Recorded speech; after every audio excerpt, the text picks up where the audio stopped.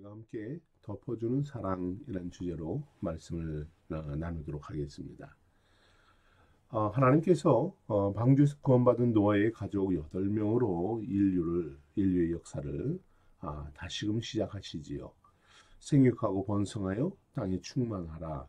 창조의 목적을 다시 각인시키며 다시는 물로 심판하지 않겠다는 무지개 언약을 맺어주시기도 합니다. 무지개 언약을 받은 노아와 그의 세 아들 셈, 함, 야벳은 인류의 기원이 되어서 온 땅에 퍼져 나아갑니다. 일반적으로 셈은 황인족의 조상이 되고 함은 흑인이며 야벳은 백인의 시초가 되었다라고 이해합니다. 오늘 본문의 말씀이 세 아들, 세 인종의 출발을 설명하는 것입니다. 홍수 이후 노아는 농업을 시작합니다. 포도나무를 경작하여서 성경에 처음 등장하는 이 농업을 보게 되지요. 홍수 이후 모든 것이 파괴된 상태죠. 노아와 그의 자녀들은 안정적인 생계를 유지하기 위해서 농사로 생계를 유지합니다. 그런데 포도주를 만들어 마신 노아가 오늘 본문에 나옵니다. 장막 안에서 벌거벗고 잠을 청하여 큰 실수를 범하게 되죠. 노아의 이 부끄러운 모습은 무질서한 폭음에서 시작이 됩니다. 결국 그것은 그에게 수치가 되고 또한 그의 자녀들에게는 축복과 저주라는 이러한 양분된 메시지가 선포되게 됩니다. 여러분은 술에 대해서 어떻게 생각하는지 모르겠습니다. 예, 오늘 잠깐 이야기를 좀 나눴으면 합니다. 성경에서의 술은 포도주입니다. 포도주는 사람의 마음을 기쁘게 하는 음료가 되기도 합니다. 하지만 성경의 많은 곳에서 술 취함은 죄로 선포하고 있습니다. 심지어 천국에 들어가지 못하는 죄다라고 분명히 정죄하기도 합니다. 고린도서 6장의 말씀을 보면 도적이나 탐욕을 부리는 자나 술 취한 자나 모욕하는 자나 속여 빼앗는 자들은 하나님의 나라를 유업으로 받지 못하리라 합니다. 바울은 술 취함을 도적과 탐욕, 방탕과 같이 취급을 합니다. 천국의 백성이 해야 될 일이 아니다라고 경고합니다. 음료와 같이 여겨지는 포도주가 왜 이처럼 극단적으로 비유될까요? 술에 취한 사람은 올바른 정신과 판단력을 잃게 되지요. 실수하고 범죄에 빠지기 때문입니다. 그래서 성경은 술 취하지 마라 이는 방탕한 것이다 합니다. 잠언 기자는 심지어 이렇게 고면합니다. 포도주는 붉고 잔에서 번쩍이며 순하게 내려가나니 너는 그것을 보지도 말지어다 합니다. 그리고 술은 뱀같이 물고 독사같이 쏜다라고 비유합니다. 바울은 교회의 감독들은 절제하고 근신하여 술 취하지 말라 합니다. 그리고 집사들도 단정하고 이를 일구이원하지 아니하고 술에 임박이지 아니하고 더러운 일을 탐하지 말아야 한다 선포합니다. 성경은 술에 대해서 이처럼 부정적이고 중단해야 하는 습관으로 규정합니다. 이런 술이 하나님 앞에서 의롭고 완전하였던 사람이죠. 존경을 받을 만한 믿음의 사람입니다. 본을 보이는 사람입니다. 노아가 전혀 예상치 못했던 이 술로 부끄러운 모습에 빠지게 되는 것입니다. 술에 취한 노아의 실수는 인간의 연약한 본성과 연약함을 그대로 보여줍니다. 인간이 얼마나 부패되었고 힘이 없고 무기력한지를 나타내는 말씀이죠. 그렇습니다. 인생은 연약합니다. 실수투성입니다. 아마도 노아는 포도주를 수확하고 감격에 젖었을 것입니다. 죄로 인해 저주받은 땅이에요. 처음 포도를 수확합니다. 이 포도주는 인류의 파멸 이후 노아의 무거운 마음의 짐을 내려놓게 하는 위로하는 음료였을 것입니다. 죄의 심판으로 저주받은 인생들의 파멸을 잊어주게 했을 것이에요. 또한 노아는 하나님의 은혜로 생명을 보존한 감격과 기쁨으로 이 포도주를 마셨을 것입니다. 최고의 축복을 선포하며 즐거운 시간을 보냈겠죠. 그런데 영적 거장이며 위대한 위인인 노아가 이 포도주를 마시며 죄에 넘어지게 되었다는 사실입니다. 노아는 오랜 시간 방주를 만들어서 하나님의 구원을 선포합니다. 사람들에게 당한 조롱과 불신과 수많은 반대를 이겨냅니다. 방주를 지은 120년, 아니 그의 평생 믿음을 지키고 거룩하고 신실한 자로 살아갑니다. 이제 본격적인 승리를 누리며 하나님이 세우신 축복과 언약을 누리기만 하면 돼요. 그런데 구원의 은혜와 축복의 현장에서 그는 넘어졌다는 사실입니다. 홍수 이전에는 거룩하게 살려고 몸부림쳤어요. 죄가 가득한 곳에서는 성결하게 살고 온전하게 살고자 노력합니다. 홍수 심판을 통해서 하나님의 심판이 얼마나 무섭고 위대하고 두려운 것인지 목격합니다. 그 자리에서 그는 신실함을 유지합니다. 하나님께 범죄하며 구원과 언약의 약속을 받으며 감격하며 살아갑니다. 이제 축복을 누리며 살고 평안과 번창의 삶을 소유하면 됩니다. 그런데 그 안정되고 평화로운 그 시간에 경건의 사람, 위대한 영적 사람 노아가 쓰러집니다. 간혹 신앙생활을 하다 보면 정말 열심히 신앙생활을 하고 믿음 좋은 분들이 순간에 넘어지는 것을 보게 됩니다. 뭐 큰 것이 아니에요. 작은 것에도 한순간 다리가 걸려 넘어집니다. 술을 마시고 절제하고 조절하여서 취하지 않고 실수하지 않으면 된다라고 이야기하는 이들도 있습니다. 글쎄요, 뭐라 말하기는 좀 그렇지만 아마도 자신이 실수하는 것을 스스로 모를 뿐이 아닐까 하는 생각을 합니다.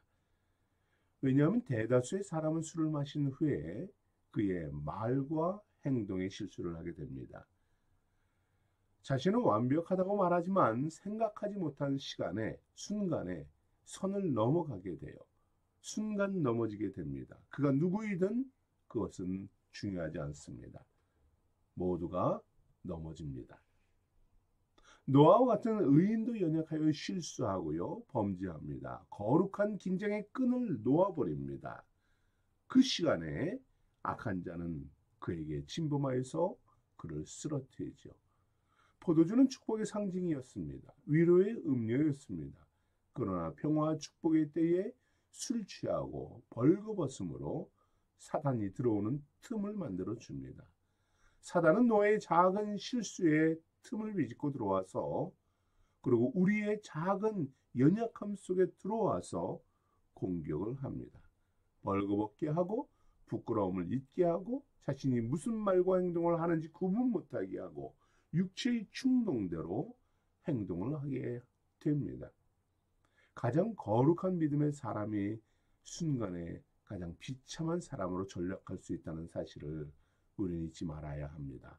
어느 누구도 술과 죄, 자신의 본성 앞에서 자신해서는 안 됩니다. 저는 음주와 흡연을 하지 않습니다. 목사가 이런 이야기를 하는 시대가 되었다는 것이 여러분 앞에 미안하고 안타까운 마음입니다. 많은 목회자들도 이러한 것을 즐겨하는 분들이 많이 있죠. 뭐 공개적으로 하는 분들도 없잖아 있습니다만 저는 하지 않습니다. 저 나름대로의 분명한 신앙관이 있기 때문입니다. 노아와 같은 경우를 그런데 노아와 같은 경우를 목회자들이나 사람들 통해서 많이 보게 돼요. 연약한 인생들이 잠깐 즐거움에 빠져서 가차없이 무너져 버리는 모습을 보게 됩니다. 여러분 이렇게 범죄한 후에는 회복도 되지 않는 것 같아요. 그 죄성이 그대로 그의 삶을 지배하는 것을 많이 보게 됩니다. 회복이 되어도 아주 오랜 시간 그 습관과 생활 방식을 바꿔 가시는 것을 보게 됩니다. 술을 먹으면 속이 쓰린 것처럼 죄를 지은 후에는 죄책감에 빠집니다. 쓰린 마음으로 병든 영혼으로 고통을 받게 돼요. 성도들의 신앙생활의 술은 아무런 유익이 없습니다. 성도는 어느 누구를 막론하고 연약한 존재예요.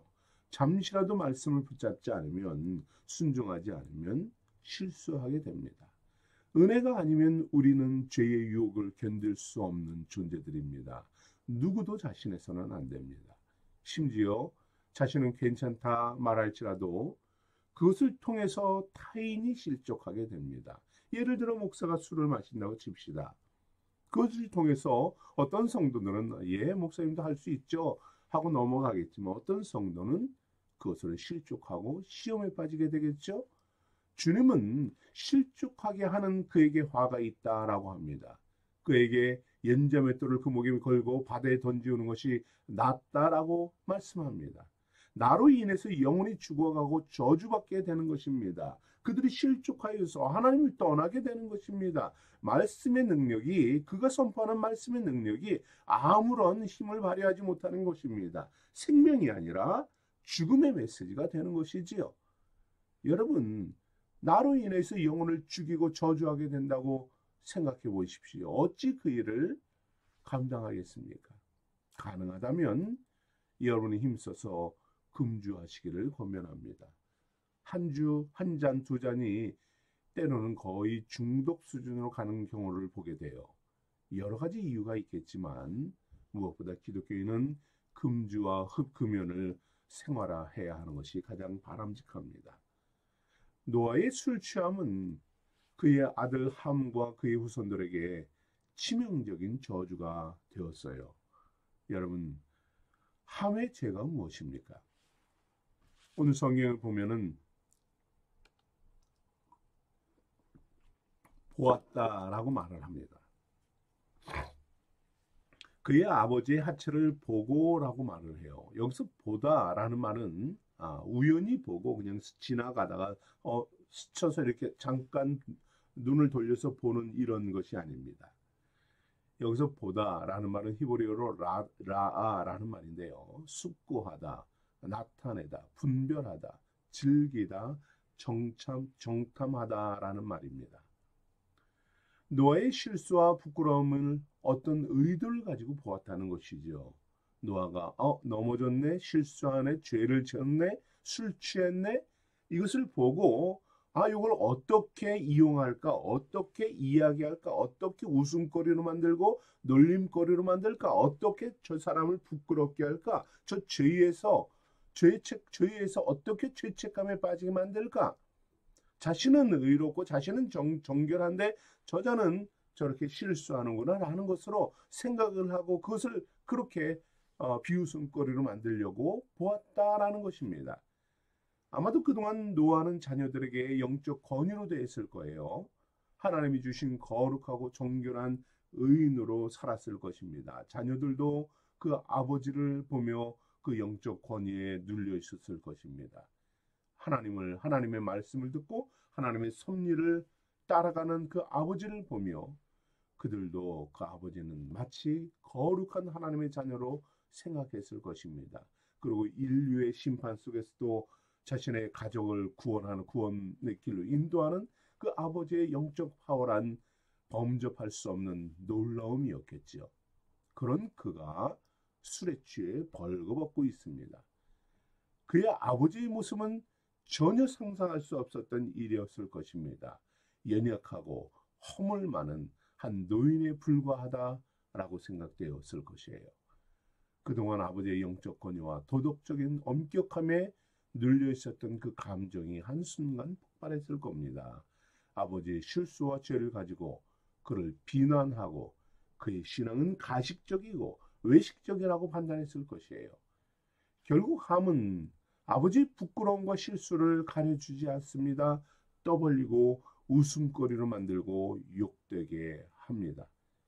그의 형제들은 아버지의 수치와 연약함을 부끄러움을 이야기하며 자신이 함께 범죄자로 끌고 가려고 합니다. 바로 죄가 악이 하는 일이 이러한 것이지요.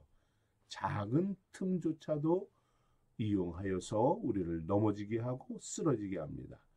그러나 셈과 야벳은 아버지의 연약함을 덮어줍니다. 그렇습니다. 사랑은 덮어주는 것입니다. 간혹 사람들은 타인의 실수와 죄를 보고 그를 비난하고 조롱하고 비웃지요. 이것을 정당하고 당연하게 생각합니다. 그러나 이것은 죄 위에 죄를 쌓아 올리는 어리석은 행동일 뿐입니다. 하나님은 예배에 실패한 후에 분노하고 흥분한 가인에게 말씀하십니다. 죄가 너를 원하나 너는 죄를 다스릴지니라. 타인의 죄와 실수, 연약함을 보며 자신의 죄를 합리화하고 정당하지 말아라 말씀합니다. 죄를 다스려야 하는 사람입니다. 함은 죄를 다스려야 하는 그 시간에 아버지를 비난하고 자신의 불신앙과 악행을 합리화하는 것이죠. 결국 이 일로 셈은 신앙의 축복을 받고 야벳은 물질의 축복을 받지만 함은 저주를 받게 됩니다. 여러분, 우리 모두는 연약한 존재들입니다. 아담도 실수하고 실패했고 노아도 실패합니다. 어느 누가 의롭다고 말할 수 있을까요? 우리는 모두 넘어지고 깨지고 쓰러질 수밖에 없는 연약한 존재들입니다. 이때 우리의 연약한 현장을 덮어주는 성도가 되어야 합니다. 수치를 덮어주고 가려주는 성도가 됩시다. 부끄러움과 수치는 말씀을 통해 자연스럽게 깨닫게 됩니다. 스스로 회개하고 겸손해지도록 우리는 옆에서 기도해 주는 것이지요. 사랑으로 덮어주고 믿음으로 다시 일어설 수 있도록 위로하고 은혜를 사모하도록 독려하고 중보해 주는 것입니다. 하나님은 에덴에서 쫓겨난 아담과 하와의 벌거벗은 몸을 양을 잡아서 덮어주었습니다. 주님은 오늘도 우리의 연약함과 죄악을 덮어주시고 용서하시고 사랑해 주시는 분입니다. 우리도 주님의 마음으로 서로를 사랑하며 덮어주며 위로하며 영적 권위를 세워주는 그러한 생수의 성도들이 되기를 축복합니다. 우리 함께 기도하겠습니다.